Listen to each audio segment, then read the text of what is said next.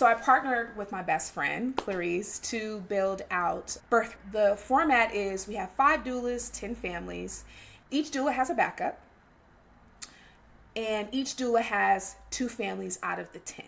The goal was to make sure that doulas, once they were trained, had a bridge between their training and their career. A lot of people won't hire a doula unless you have experience, and a lot of doulas don't get experience because people don't want to mentor them.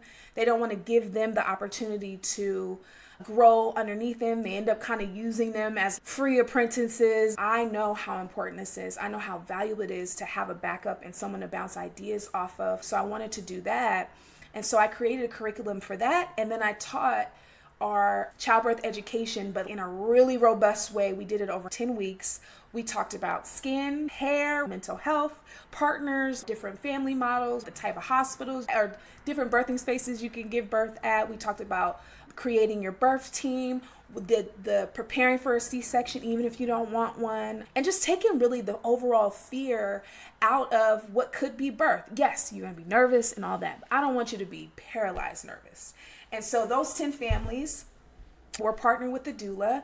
They had a backup doula in the group. We met weekly as a group to make sure we're supporting each other.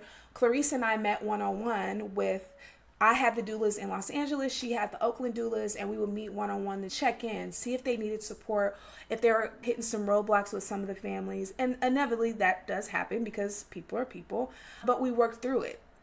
We had, all babies came through. We had a set of twins that were born via C-section. We had another person that also went through C-section, but everyone else was a vaginal birth. Even those C-sections were so much different because they didn't go in unafraid. There was no emergency. They knew to ask the right questions. They had the right support. They had the right people around them. They had other families that they were building community with. Some of our families go to each other's kids' birthday parties because their babies were born between April in August of that year. So once we were done with all the classes together, everybody started having babies and we were all available for backup. We had one baby that came at the end of March, and then we had one that came at the end of August to kind of round out our group, but they all felt and had community. And I think that was probably one of my most fulfilling things.